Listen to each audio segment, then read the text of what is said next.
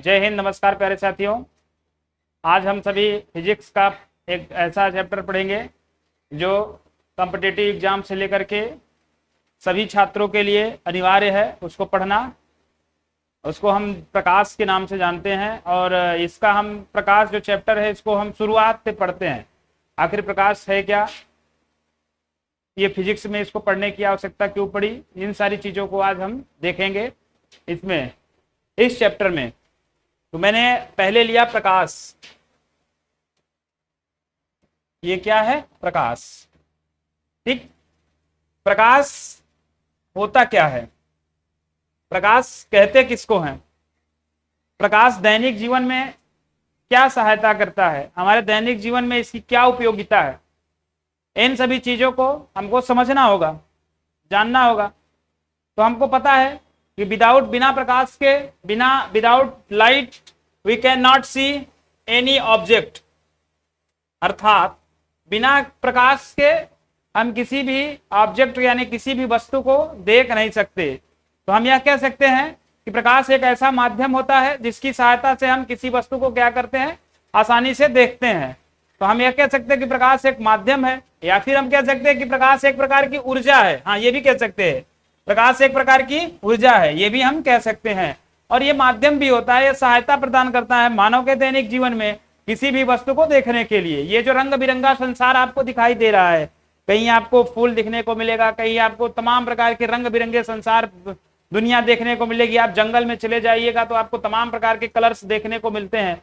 ये कलर्स कैसे हम देख सकते हैं? जब तक इनमें कोई प्रकाश नहीं पड़ता तब तक हम इन सारी चीजों को नहीं देख पाते हैं। तो मतलब कहने का सीधा सीधा है कि प्रकाश एक ऐसा माध्यम होता है, प्रकाश एक ऐसा क्या कहते हैं, सहायक या सहायता प्रदान करता है मनुष्य को किसी भी वस्तु को क्या करने के लिए, देखने के लिए। प्रकाश के कुछ गुण होते हैं, उनको हमको जानना चाहिए कि प्रकाश के गुण क्या है। तो सबसे पहली बात तो प्रकाश क्या होती है, ये विद्युत चुंबकीय तरंग है। सबसे पहले इसको जानो कि ये क्या है, विद्युत चुंबकीय तरंग है। प्रकाश एक प्रकार की विद्युत चुंबकीय तरंग है ना, पहला इसका एक गुण है। दूसरा गुण क्या है, यह सीधी रेखा में चलती है। कैसी चलेगी ये? सीधी रेखा में, बिल्कुल सीधी रेखा में, है ना। ये सीधी रेखा,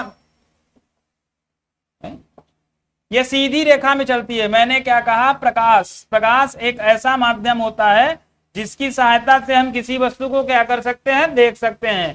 प्रकाश में मैंने पहला क्या बताया कि ये एक प्रकार का क्या है, विद्युत चुंबकीय तरंग है। ये विद्युत चुंबकीय क्या है, तरंग है। कौन? प्रकाश। दूसरा मैंने क्या बताया, अभी मैं दूसरा आपको बताया कि प्रकाश क्या करता है, सीधी रेखा में चलता है। किससे चलता है भैया? सीधी रेखा में। ठीक है, सीधी रेखा में गमन करता है, गमन करता है। कौन? प्रकाश। अच्छा, गमन मतलब जाता है। हम जानते हैं कि अगर कोई चीज गमन कर रहा है यानी जाएगा, तो उसको एक स्थान से दूसरे स्थान पे जाने के लिए किसी न किसी चीज की आवश्यकता होगी। और अगर कोई चीज हो जाएगा तो वो उसका माध्यम कहलाएगा। जैसे मनुष्य है, मनुष्य को एक स्थान से दूसरे स्थान पे जाना होता है तो पहले वो पैदल जाया करता था, फिर उसने क्या किया, बैलगाड़ियों का उपयोग किया। तो बैलगाड़ी क्या है, एक प्रकार का माध्यम है। फिर अभी आज के डेट में वो क्या करता है, मोटरसाइकिल से जाता है, साइकिल से जाता है, एरोप्लेन से जाता है, ट्रेन से जाता है, बस से जाता है, कार से जाता है। इन सभी चीजों का क्या करता है, उपयोग करता है। और ये क्या कहलाता है, माध्यम कहलाता है। लेकिन आपको जानकर के हैरानी होगी कि प्रकाश को एक स्थान से दूसरे स्थान जाने के लिए किसी माध्यम की आवश्यकता नहीं होती है। बिना किसी माध्यम के प्रकाश क्या होता है, एक स्थान से दूसरे स्थान पे चल सकता है। तो मतलब क्या कह सकते हैं कि हम लिख सकते हैं यहां कि प्रकाश को गमन करने के लिए, प्रकाश को गमन मतलब जाने के लिए, प्रकाश को गमन करने के लिए, प्रकाश को गमन करने के लिए किसी माध्यम की आवश्यकता नहीं होती है, किसी माध्यम की आवश्यकता नहीं होती है। यानी प्रकाश क्या होता है, एक स्थान से दूसरे स्थान तक बिना किसी माध्यम के क्या कर सकता है, गमन कर सकता है। बिना किसी माध्यम के क्या कर सकता है, जा सकता है। कौन? प्रकाश। नहीं होती है। तीसरा, चौथा क्या आपने इसके चौथा क्या गुण है? मैंने पहला गुण बताया कि विद्युत चुंबकीय तरंग है। दूसरा मैंने आपको बताया सीधी रेखा में क्या करता है, गमन करता है। तीसरा मैंने आपको क्या बताया कि यह प्रकाश को गमन करने के लिए किसी माध्यम की आवश्यकता नहीं होती है, ये एक स्थान से दूसरे स्थान पे क्या करता है, बिना किसी माध्यम के चल सकता है। तो माध्यम भी होता है, एक होता है निर्वात। निर्वात का मतलब होता है कि जिसमें कोई माध्यम न हो। तो जो प्रकाश की चाल है ना, वो निर्वात में सबसे ज्यादा होती है। प्रकाश की चाल किसमें सबसे ज्यादा होती है भैया, निर्वात में। निर्वात में प्रकाश की चाल जो होती है, निर्वात में प्रकाश की चाल, निर्वात में जो प्रकाश की चाल होती है वो होती है 3 × 10⁸ मीटर प्रति सेकेंड। ये किसमें होती है, निर्वात में प्रकाश की चाल होती है, यानी प्रकाश के ये इतने सारे गुण होते हैं। अच्छा, अब आपको ये समझ में सोचने में आपको ये मजबूर कर देगा कि निर्वात क्या होता है। तो निर्वात का मतलब हम आपको समझाते हैं कि निर्वात होता क्या है। देखो भैया इधर देखो, थोड़ा सा हुआ, निर्वात मतलब क्या होता है, तो मतलब माध्यम हम देखते हैं तो एक माध्यम होता है ठोस, एक माध्यम होता है द्रव, और एक माध्यम होता है गैस। अच्छा, एक माध्यम ऐसा भी होता है जिसमें ना तो ठोस रहे, ना तो द्रव रहे, ना तो गैस रहे, उस माध्यम को हम बोलते हैं निर्वात। मतलब उसमें कोई प्रकार का पदार्थ की आवश्यकता नहीं पड़ जाएगी, तो उसको हम क्या बोलेंगे, निर्वात बोलेंगे। क्या बोलेंगे, निर्वात बोलेंगे। तो यहां देखो निर्वात का मतलब समझ गए। अभी देखो जो प्रकाश की चाल होती है ना, वो ठोस में सबसे कम होती है, इसमें क्या होगी, सबसे कम होगी। फिर किसमें बड़ी होगी, द्रव में, ठोस से ज्यादा होगी। फिर गैस में उससे ज्यादा होगी, और सबसे ज्यादा किसमें होती है, निर्वात में होती है। आपको जान करके हैरानी होगी एक चीज और, कि जो जल होता है, द्रव यानी जो जल होता है, जल में प्रकाश, समुद्र में प्रकाश 200 मीटर गहरा ही जा सकता है। 200 मीटर से नीचे प्रकाश समुद्र में 200 मीटर के नीचे प्रकाश नहीं जाता है। तो ये सारी चीजें आपको प्रकाश के बारे में कुछ कुछ समझ में आई होंगी। अब आइए हम देखते हैं प्रकाश के आधार, इतना समझ में आ गया। इसका आप एक थोड़ा सा स्क्रीनशॉट ले सकते हैं तो ले लीजिए, या लिखना चाहते हो तो लिख लीजिए। चलिए आगे देखते हैं। मैंने अभी आपको ये सारी प्रकाश के गुण बताया, अभी मैं प्रकाश के बारे में और चीजें बात बताता हूं आपको। प्रकाश के आधार पर वस्तुएं कितनी प्रकार की होती हैं। तो सबसे पहले कुछ वस्तुएं ऐसी होती हैं जो स्वयं से प्रकाश उत्पन्न करती हैं, और कुछ वस्तुएं ऐसी होती हैं जो स्वयं से प्रकाश उत्पन्न नहीं कर पाती हैं। तो प्रकाश के उत्पत्ति के आधार पे, उत्पन्न करने के आधार पे वस्तुएं जो होती है वो दो प्रकार की होती है। उसको दो प्रकार में बांटा गया है। पहला होता है दीप्त वस्तुएं, और दूसरा हो जाता है क्या, अदीप्त वस्तुएं। ये दीप्त क्या होता है और अदीप्त क्या होता है भैया, इसको समझो। दीप्त यानी जो स्वयं से प्रकाश उत्पन्न करे, स्वयं से प्रकाश उत्पन्न करे, स्वयं से प्रकाश उत्पन्न करे, उसे हम कौन सी वस्तुएं कहेंगे, दीप्त वस्तुएं कहेंगे। अदीप्त क्या होती है, जो स्वयं से प्रकाश उत्पन्न न करे, स्वयं से प्रकाश उत्पन्न नहीं करे, उसे क्या कहेंगे, अदीप्त वस्तुएं कहेंगे। जो स्वयं से प्रकाश उत्पन्न करेगा उसे दीप्त वस्तु कहेंगे, और जो स्वयं से प्रकाश उत्पन्न नहीं करेगा उसे हम क्या नाम दे देंगे, अदीप्त वस्तु नाम दे देंगे। दीप्त वस्तु में क्या होता है, सूर्य है ना, शाश्वत सत्य है सूर्य। इसके बाद क्या है, अपने के चंद्रमा है क्या, नहीं है। सूर्य, बल्ब कहते हैं स्वयं से प्रकाश उत्पन्न करता है। और क्या है, जुगनू, जुगनू आप जानते हो, जुगनू, जुगनू, जुगनू भी एक प्रकार का क्या है, दीप्त वस्तु है। ये भी स्वयं से क्या करता है, प्रकाश उत्पन्न करता है।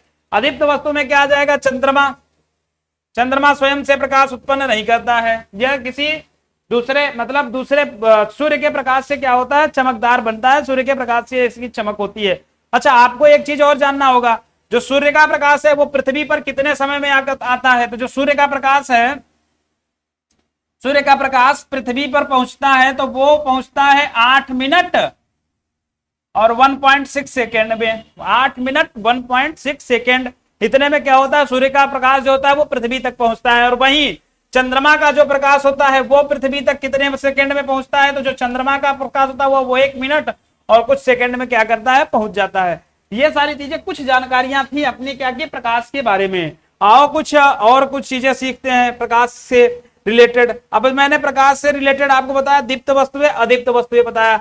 अब मैं बताता हूं कि प्रकाश भी जब गमन करता है तो कुछ कुछ चीजें होती है जहां जिससे प्रकाश क्या होता है, एक पार से उस पार चला जाता है। कुछ ऐसी होती है जिससे प्रकाश इस पार से उस पार नहीं जा पाता है, और कुछ ऐसी होती है जिससे प्रकाश इस पार से उस पार थोड़ा थोड़ा जाता है। तो इन सारी चीजों को मतलब प्रकाश के गमन के आधार पे एक मतलब प्रकाश के गमन के आधार पे वस्तुओं को हम तीन प्रकार से बांटते हैं। पहली होती है पारदर्शी,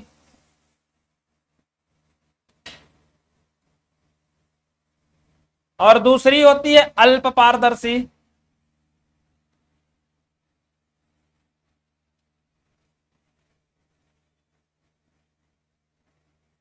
और तीसरी होती है अपारदर्शी।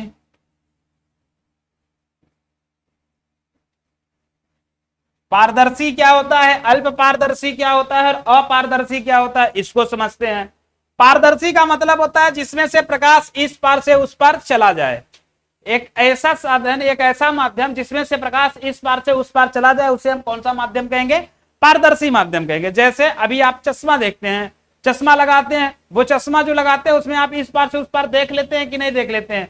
अगर आप किसी भी वस्तु, कोई भी वस्तु हो जिससे आप इस पार से उस पार आराम से देख सकते हैं, तो ये जान लीजिए कि वो माध्यम है पारदर्शी, क्योंकि प्रकाश की किरण उसमें से इस पार से उस पार जा रही है, तब हम उस चीजों को क्या कर रहे हैं, देख ले रहे हैं। अगर प्रकाश की किरण नहीं जाएगी तो हम इस पार से उस पार नहीं देख पाएंगे, तो किसमें चला जाएगा, अपारदर्शी में। अल्प पारदर्शी में आप लोग देखे होंगे, एक कागज में अगर हल्का सा तेल गिर जाए या भीगा हुआ हो जाए, तेल गिर जाए, फिर उसको उठा के देखेंगे तो ऐसा लगेगा कि हमको इस पार से उस पार हल्का हल्का दिखाई देता हुआ प्रतीत होता है। वो जो माध्यम होता है उसको हम कौन सा माध्यम कहते हैं, अल्प पारदर्शी माध्यम कहते हैं। अच्छा, इसमें अभी हम बताते हैं कि जो पारदर्शी माध्यम होता है वो आपका लेंस होता है। लेंस प्रकाश का पारदर्शी माध्यम होता है। अपारदर्शी माध्यम जो होता है, मतलब अपारदर्शी माध्यम जो होता है वो दर्पण होता है। लेंस जो होता है वो पारदर्शी माध्यम होता है, और अपारदर्शी माध्यम क्या होता है, दर्पण होता है। और एक चीज और है, प्रकाश, अच्छा कोई चीजें होती है, जैसे प्रकाश किसी माध्यम में आई, यहां पे मान लो कोई माध्यम है, इस माध्यम में आई प्रकाश की किरण, यहां टकराई और टकरा करके वापस चली गई, इसको कौन सा माध्यम कह देंगे, अपारदर्शी माध्यम।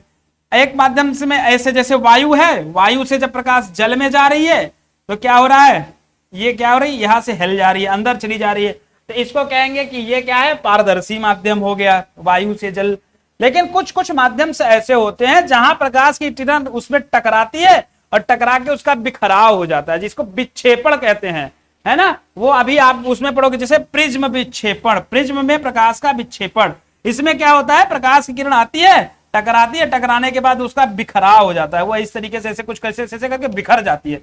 तो जिस माध्यम में प्रकाश की किरण का क्या हो जाए, बिखराव हो जाए, उसको हम कहते हैं विक्षेपण हो गया। इसका क्या हो गया, विक्षेपण, यानी प्रकाश की किरण क्या हो गई, बिखर गई, बिखरने से हम समझते हैं उसको विक्षेपण हो गया। तो ये आपको समझ में आया होगा कि पारदर्शी माध्यम का मतलब होता है कि जिसमें प्रकाश की किरण इस पार से उस पार आराम से चली जाए। अल्प पारदर्शी का मतलब होता है जिसमें प्रकाश की किरण क्या हो, थोड़ा थोड़ा जाए, उसे हम क्या कहेंगे, अल्प पारदर्शी माध्यम कहेंगे। अपारदर्शी माध्यम का ऐसा मतलब कि जिसमें प्रकाश की किरण इस पार से उस पार न जा सके, उसे हम क्या कहते हैं, अपारदर्शी माध्यम कहते हैं। अब आइए हम कुछ चीजों को और देखते हैं। अब उसमें एक चीज और है, क्या समझते हैं, एक चीज है, जब अब ये माध्यम के आधार पे जो प्रकाश का जब इस पार से उस पार जाना या प्रकाश का टकरा करके वापस आना, ये जो सारा माध्यम होता है, इसका कुछ इसका हमने कुछ नाम दिया वैज्ञानिकों ने। इसका नाम जो है, कुछ साइंटिस्टों ने इसका नामकरण किया है, उस नामकरण को समझते हैं। जैसे प्रकाश का परावर्तन, एक नाम है प्रकाश का परावर्तन। क्या नाम है, प्रकाश का परावर्तन, परावर्तन, ठीक है। इसको देखते हैं कि प्रकाश का परावर्तन होता क्या है। अभी मैंने आपको बताया कि प्रकाश के मतलब माध्यम कितने प्रकार के मैंने आपको बताए थे, 3 प्रकार के, है ना। 3 प्रकार का माध्यम आपको बताया था। उसी माध्यम को देखते हैं। तो एक माध्यम है अपारदर्शी माध्यम। अपारदर्शी माध्यम जो होता है वो कौन है, दर्पण है। और दर्पण में क्या करते हैं, पीछे कलई करते हैं, और जो कलई होता है वो सिल्वर ब्रोमाइड का कलई करते हैं, जिसको हम किस नाम से जानते हैं, सिल्वर ब्रोमाइड के नाम से। ये किस तरीके का हमने क्या कर दिया, ये हमने क्या कर दिया, इसका कलई कर दिया, ठीक है। इसका मतलब हमने क्या कर दिया, कलई मतलब पुताई कर दिया पीछे से, ठीक है। चलो भैया, पुताई हो गया। अब ये कैसा माध्यम तैयार हो गया अपना, ये एक प्रकार का अपारदर्शी माध्यम है। हमको पढ़ना क्या है, प्रकाश का परावर्तन। हमको क्या पढ़ना है, प्रकाश का परावर्तन। तो परावर्तन किसमें होगा? अपारदर्शी माध्यम में होगा। किसमें होगा? अपारदर्शी माध्यम में होगा। तो मैं क्या करूंगा, इसमें एक प्रकाश की किरण को लाऊंगा। तो चलो लाता हूं। प्रकाश की किरण, मान लो कोई प्रकाश की किरण है, वो क्या कर रही है, इसमें आ रही है। ये प्रकाश की किरण आई, ठीक है। अभी क्या हो गया, ये इस माध्यम में टकराई और टकरा करके ये क्या करी, वापस लौट गई। ये वापस लौट गई। वापस आपको मैं ब्लैक से दिखा देता हूं। ये वापस लौट गई। इधर से प्रकाश की किरण आई, अपारदर्शी माध्यम में टकराई और टकरा के क्या करी, वापस चली गई। ये जो घटना आप देख रहे हो, इस घटना को क्या कहते हैं, प्रकाश का परावर्तन। मतलब जब प्रकाश की किरण किसी अपारदर्शी माध्यम से टकराकर पुनः उसी मार्ग में वापस लौट जाती है, तो इस घटना को हम क्या कहते हैं, प्रकाश का परावर्तन। दैनिक जीवन में हमने इसका उपयोग किया है। हम कभी ठंडी में अपने छत पर बैठ करके जब क्या कहते हैं, शीशा लेकर के चमकाया होगा, शीशा थोबड़े को एक दूसरे किसी के चेहरे पे शीशा को चमकाया होगा, तो वहां हमने प्रकाश के परावर्तन गुण का हमने क्या किया था, उपयोग किया था। आइए देखते हैं। अभी इसमें इसका कुछ नियम है, उस नियम को जानते हैं। नियम क्या है? हर चीज का नियम कानून है। ये जो आने वाली किरण है, इस किरण को बोलते हैं, जो प्रकाश की किरण किसी अपारदर्शी माध्यम में आती है, तो आने वाली किरण को बोलते हैं आपतित किरण। क्या बोलते हैं? आपतित किरण। तो ये जो किरण हो जाएगी, इसको बोल देंगे आपतित किरण। इस किरण को क्या बोलेंगे? आपतित किरण। आने वाली किरण को आपतित किरण, और टकरा करके जाने वाली किरण को परावर्तित किरण। क्या बोलेंगे इसको? परावर्तित किरण। परावर्तित किरण है ना, रिफ्लेक्शन, ठीक है। परावर्तित किरण, आपतित किरण, परावर्तित किरण। अच्छा, अब ये देखो, ये जो दो किरण है, इन किरणों के बीच में हम एक लंब खींचेंगे। क्योंकि मुझे क्या करना है, आपतित किरण और परावर्तित किरण को अलग अलग दर्शाना है। इसको अलग अलग दर्शाने के लिए मैं क्या करूंगा, एक लंब खींचूंगा, और मैं एक लंब इसमें क्या कर दे रहा हूं, खींच दे रहा हूं। ये देखिए, ये कुछ इस प्रकार का क्या कर दिया मैंने, इसमें लंब खींच दिया। अब ये जो लंब है, इस लंब को मैं क्या मानूंगा, ये अभिलंब है। ये क्या है? अभिलंब, ठीक है। ये एक प्रकार का क्या है, अभिलंब है। मैंने क्या बताया, आने वाली किरण को आपतित किरण, जाने वाली किरण को परावर्तित किरण, और बीच में जो एक अपारदर्शी माध्यम है, इस अपारदर्शी माध्यम को हम क्या बोल देंगे, ये आपका क्या है, माध्यम है, अपारदर्शी माध्यम। एक ऐसा माध्यम है, अपारदर्शी माध्यम। तो हम क्या कहेंगे, अब हम इसको, जब प्रकाश का परावर्तन है, तो परावर्तन तो हम पहले ही जानते हैं। प्रकाश का परावर्तन क्या है, जब कोई प्रकाश की किरण किसी अपारदर्शी, अब यहां से बनाएंगे, जब कोई प्रकाश की किरण किसी अपारदर्शी माध्यम में टकरा करके पुनः उसी मार्ग में वापस लौट जाती है, तो इस घटना को प्रकाश का परावर्तन कहते हैं। फिर से समझो, जब कोई प्रकाश की किरण किसी अपारदर्शी माध्यम में टकरा करके पुनः उसी मार्ग में वापस लौट जाती है, तो इस घटना को हम क्या कहते हैं, प्रकाश का परावर्तन कहते हैं। और प्रकाश के परावर्तन के दो नियम होते हैं। पहला नियम क्या कहता है, प्रकाश के परावर्तन के दो नियम होते हैं, और दोनों में ये जो आपतित किरण और अभिलंब के बीच का जो कोण होता है, इसको हम आई से लिखते हैं। इसको हम किससे लिखते हैं, आई से लिखते हैं। और ये जो अभिलंब और परावर्तित किरण के बीच का जो कोण होता है, इसको हम आर से लिखते हैं। तो नियम नंबर पहला इसका क्या कहता है, इसका नियम नंबर फर्स्ट यही कहता है कि आपतित किरण परावर्तित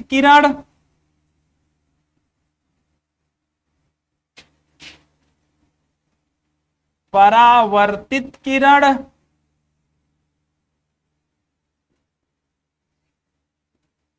एवं अविलंब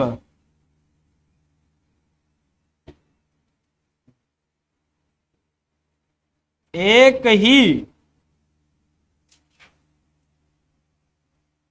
तल के एक ही बिंदु पर स्थित होते हैं। ये मेन पॉइंट ये है, मेन समझने वाला, मेन इसमें याद करने वाला पॉइंट ये है, एक ही बिंदु, एक ही तल के एक ही बिंदु पर, यहां है अविलंब, एक ही तल के एक ही बिंदु पर स्थित होते हैं। कौन कौन?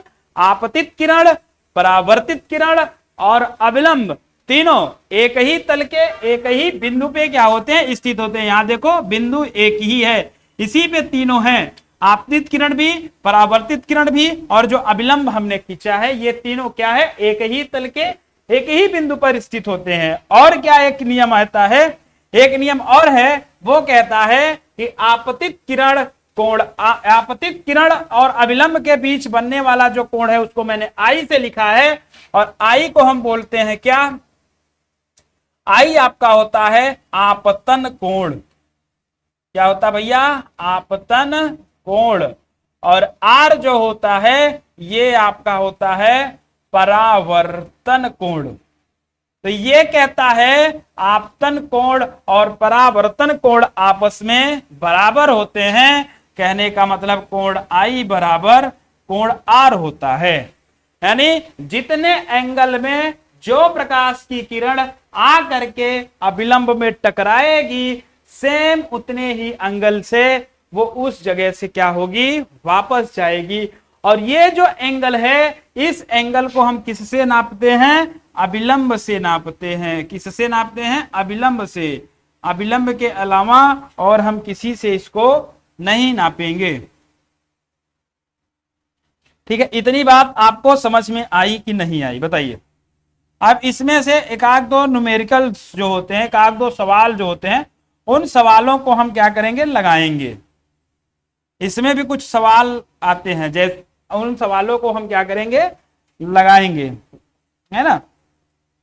कुछ सवाल आते हैं, उन सवालों को क्या करेंगे? लगाएंगे। देखो जैसे अब आप एक चीज जानो, अब आप क्या जानो? एक चीज जानो, ठीक है।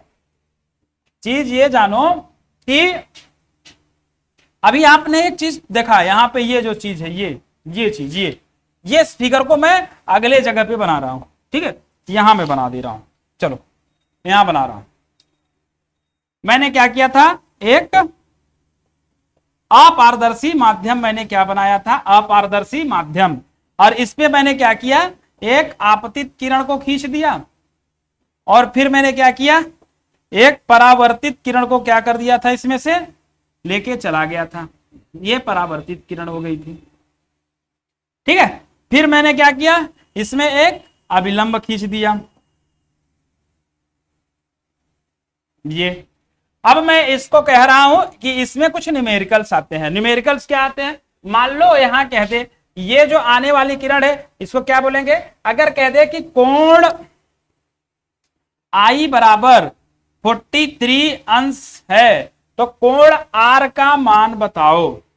तो कोण आर बराबर बताओ, तो आप लोग तो तुरंत बता ले जाओगे कि अगर कोण आई बराबर 43 है तो कोण आर बराबर भी कितना होगा? 43 होगा, क्योंकि सर आपने अभी पढ़ाया है कोण आई बराबर कोण आर। ये आपने पढ़ाया कोण आई बराबर कोण आर। अगर कोण आई कितना है? कहां गया? अगर कोण आई कितना है? 43 अंश है, तो कोण आर भी कितना होगा? 43 अंश ही होगा। क्यों होगा? क्योंकि परावर्तन का नियम कहता है कि कोण आई बराबर कोण आर होगा। लेकिन सवाल ऐसे नहीं पूछेगा, सवाल आपका पूछ लेगा कि कोई एक प्रकाश की किरण है। सवाल कुछ ऐसे पूछेगा, मैं सवाल भी लिख देता हूं। सवाल ऐसे पूछेगा कि एक प्रकाश की किरण, एक प्रकाश की किरण किसी अपारदर्शी माध्यम के तल से 46 अंश, अपारदर्शी माध्यम से 46 अंश का कोण बनाते, कोण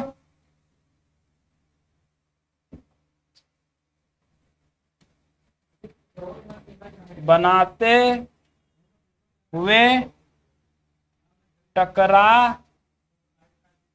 कर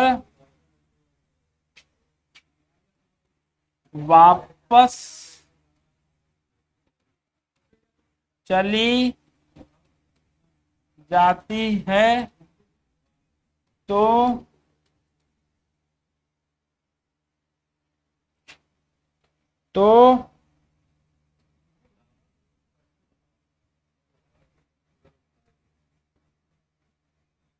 परावर्तन एवं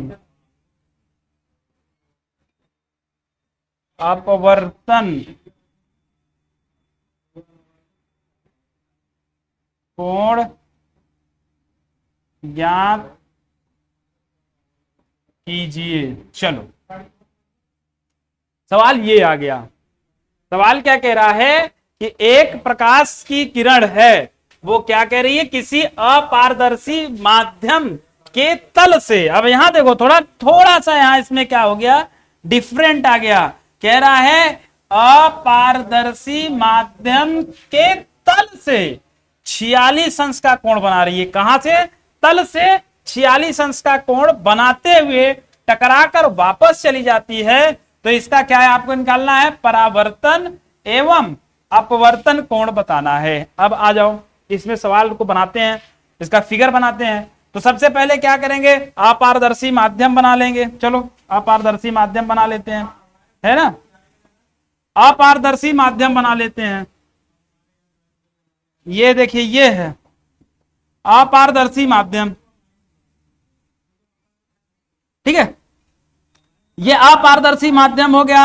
अब इस अपारदर्शी माध्यम में हम क्या कह रहे हैं, कह रहा है कि प्रकाश की किरण कहां गया, अपारदर्शी माध्यम के तल से 46 अंश का। ये देखो कोई प्रकाश की किरण आ रही है, आने वाली किरण को आपतित किरण बोलेंगे।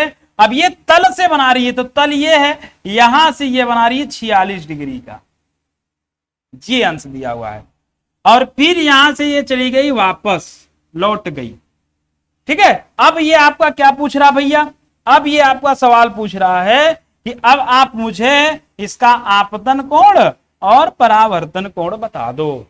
तो आप इस क्वेश्चन को देखोगे तो आपको एक चीज समझ में आएगा। क्वेश्चन, इस फिगर को आप देखोगे तो फिगर में आपको एक चीज समझ में आएगा कि एक हॉरिजॉन्टल लाइन ऐसे खींची गई है, एक ऐसे लाइन है और उसको एक ऐसे लाइन कट कर रही है। ये आपको कहां देखने को मिल रहा है, ये आप अपारदर्शी माध्यम है ये वाला, और ये आपका अभिलंब है। ये आपका क्या है, अभिलंब है। ये क्या है, अपारदर्शी माध्यम, ये अभिलंब है। मतलब कहने का कि अगर कोई सीधी रेखा हो, उस सीधी रेखा को कोई हॉरिजॉन्टल यानी तिरछी बेड़ी रेखा कट करती है, तो उनके बीच जो कोण बनता है वो 90 का होता है। यानी ये भी 90, ये भी 90, ये भी 90 और ये भी 90 का ही होगा।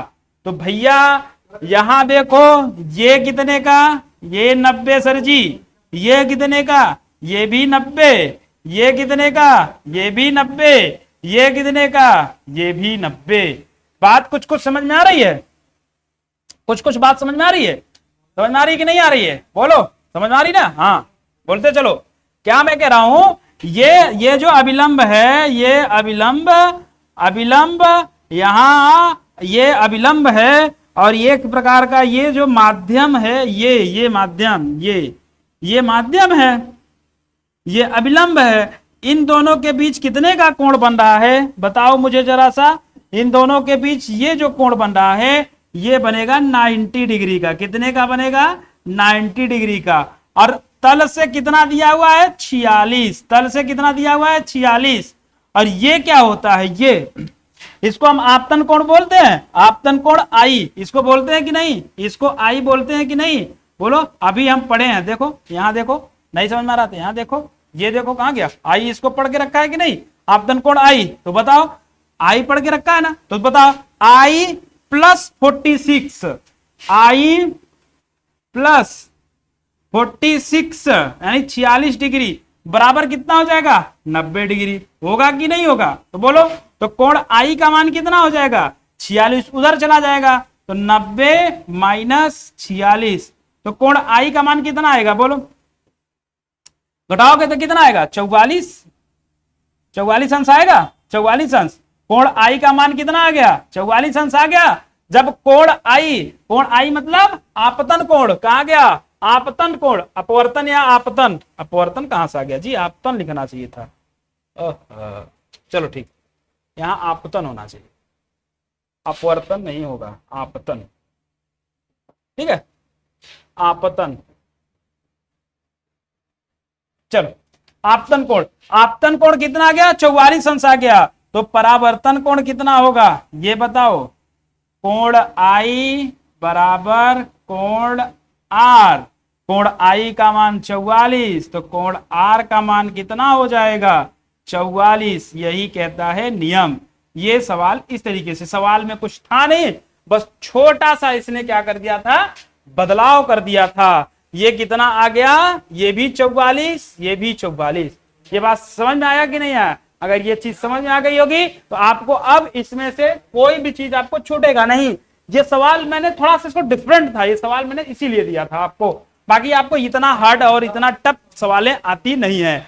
अब जो प्रकाश का परावर्तन है ये नियम हम पढ़ लिए, अब प्रकाश का हम अपवर्तन पढ़ते हैं। प्रकाश का अपवर्तन, अपवर्तन क्या होता है? अपवर्तन का मतलब कुछ नहीं होता भैया, अपवर्तन का मतलब होता है मार्ग से विचलित होना। यानी प्रकाश की किरण अपने मार्ग से क्या होती है? विचलित होती है। तो उसी को कहते हैं प्रकाश की किरण क्या कर गई? अपवर्तन हो गया उसमें। और जो अपवर्तन होता है ना, वो एक किस माध्यम में होता है? वो एक पारदर्शी माध्यम में होता है। कौन? अपवर्तन, जो प्रकाश का होता है। मान लो कोई माध्यम है, प्रकाश की किरण एक अभिलंब खींच लेते हैं, ये एक प्रकार का हम अभिलंब खींच लिए, और प्रकाश की किरण को हम क्या करते हैं? इसमें से लेकर के आते हैं। ये देखिए, ये प्रकाश की किरण यहां से आई और आने के बाद क्या किया? अपने मार्ग से विचलित हो गई, और इसका यही जो विचलन है यही क्या कहलाएगा? प्रकाश का अपवर्तन। क्या कहलाएगा? प्रकाश का अपवर्तन। तो प्रकाश का अपवर्तन दो तरीके से होता है, या तो प्रकाश की किरण अभिलंब की ओर झुकेगी, और या तो प्रकाश की किरण अभिलंब से दूर जाएगी। तो कब अभिलंब की ओर झुकेगी और कब अभिलंब से दूर जाएगी?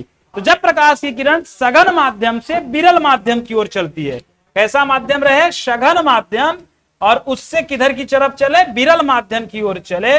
सघन का मतलब हम ठोस कह सकते हैं, और विरल का मतलब हम द्रव या गैस कह सकते हैं। जब सघन माध्यम से विरल माध्यम की ओर जाएगी तो अभिलंब की ओर झुकेगी, और जब विरल माध्यम से सघन की ओर जाएगी तो अभिलंब से क्या होगी? दूर जाएगी। इसी को हम प्रकाश का अपवर्तन कहते हैं। इसका जो नियम है, इन सभी चीजों को हम अपने नेक्स्ट क्लास में क्या करेंगे? पढ़ेंगे। इतना हम आशा करते हैं कि आपको क्या होगा? समझ में अच्छे तरीके से आया होगा। धन्यवाद।